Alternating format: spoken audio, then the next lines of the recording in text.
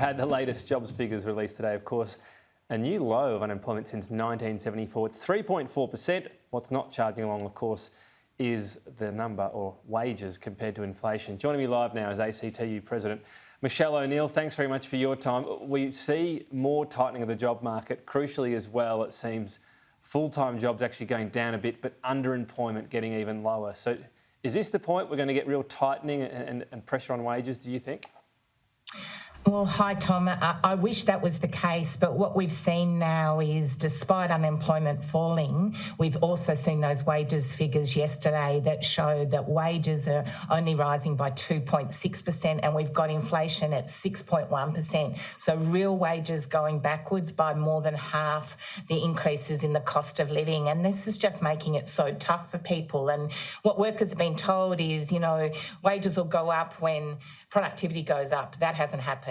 Wages will go up when profits go up. That hasn't happened. Wages will go up when CEO bonuses go up. That hasn't happened. And of course, that wages will go up when unemployment falls. And now we see that that's not happening either. It just shows we've got a broken system, and we need to use this upcoming summit to really make the structural changes that are going to kickstart wage growth. So when you're talking about increasing wages, everyone agrees that gap's too big. I mean, business agrees on that as well. But do you understand the delicate balance here that you can't just have wages catch up to inflation straight away? If you do that, you will have higher rates and people will pay more through mortgages. Tom, we're nowhere near that.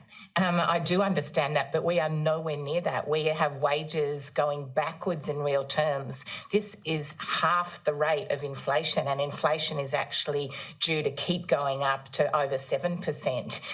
So we are not, despite the claim of some employers, which is really inaccurate and misleading and just doesn't make economic sense, that there's some sort of wage price spiral to worry about here. We've got the opposite. We actually have wages stuck. They've been stuck for a decade, and it just means that we've got a cost of living crisis, and that's not good for anyone. It's not good for workers, but it also isn't good that they haven't got money in their pocket to spend. That's really bad for business too.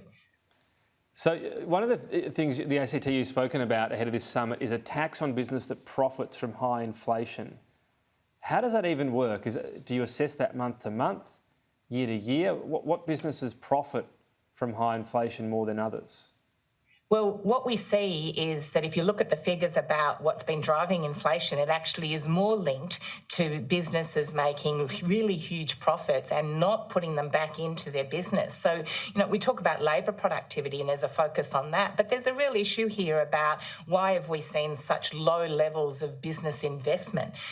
We have seen that dropping off too. So even though profits are up, companies are not putting money back into investing in their own businesses, which is something that people need to do to have that long-term improvement for the economy. So we think this is part of what needs to be discussed at the summit. And we also have some sectors, if you look at some of the, coal sector, for example, where there's massive profits being made at the moment.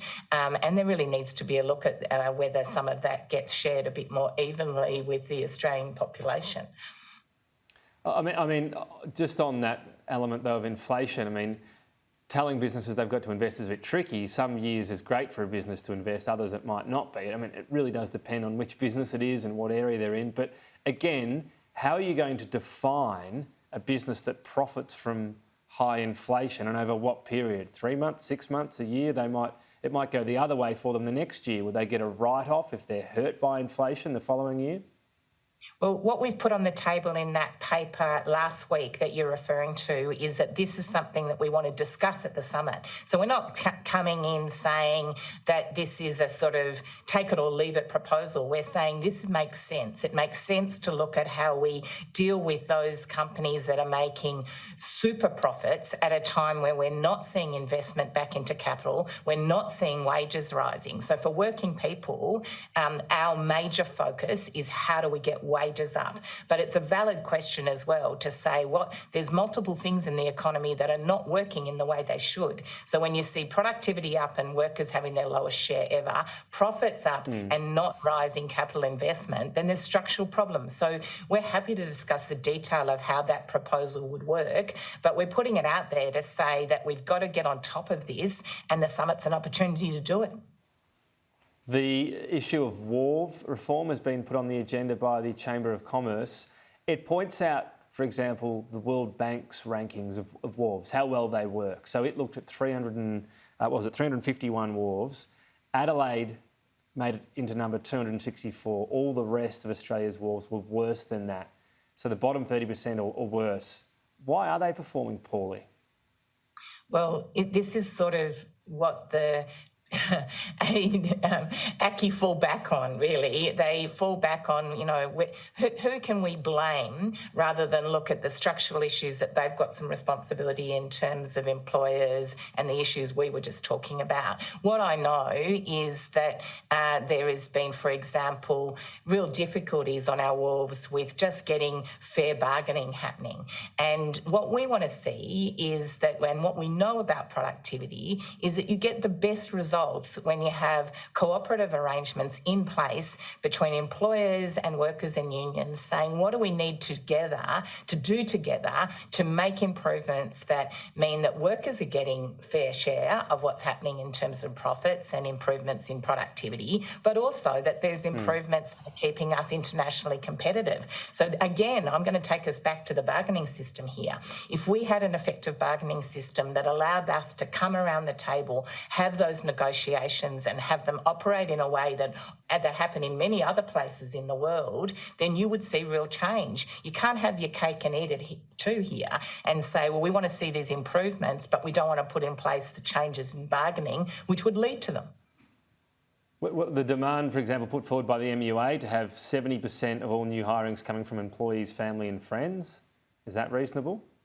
I don't know what you're referring to there. I think there's a range of agreements that have been in place in different negotiations between the Maritime Union and employers where there's detailed arrangements in place that often are about how do you get the skilled people, how do you get people that are interested and committed and want to work in this industry, and how do you have that incentive to bring them in. I don't think there's anything wrong with having a proud history of people being committed to working on our waterfronts and seeing that as a good job opportunity for their kids and future. But the detail of what you're talking this about... this was an MUA quota in the Hutchison Port's new enterprise agreement. So you mentioned getting the best people and skills, 70% having to come from employees and friends and family, doesn't really lend itself to getting the best workers, surely? Well, what I know about the previous clauses, and I'm not going to comment on this one because I don't have it in front of me and don't know what you're exactly referring to, but what I know about similar clauses in the past is that it was about the union and the people who work in the sites being able to put forward suggestions about people who are keen to work, but of course that the companies still had their say in that as well. So you would think when a lot of companies are talking about labour shortages that they would welcome the fact that their own workforce has said, well, we can help with that. We've got people that are really keen to work for you. I can't imagine that that's a problem given that what we hear from a whole lot of employers is they're having difficulty finding workers. Is it a coincidence that wharves in particular are very highly unionised compared to the rest of Australia's workforces and they're performing really badly compared to the rest of the world's wharves?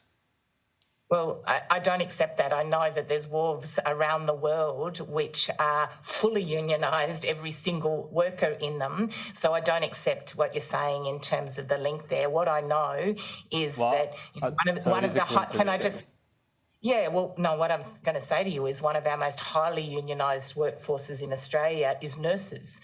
And what we know, for example, about that highly unionised workforce is that they've done an extraordinary job, that they're still under-recognised and undervalued for the work that they do, and that we need to recognise and pay those workers better and make sure that they've got the staffing they need to give us the quality of care that we all expect. So we know that when you have unions involved in workplaces, you have better quality jobs, better paid workers and safer work practices. That's something to be proud of. Got to leave it there. Michele O'Neil, the ACTU President. Thank you. Thanks, Tom.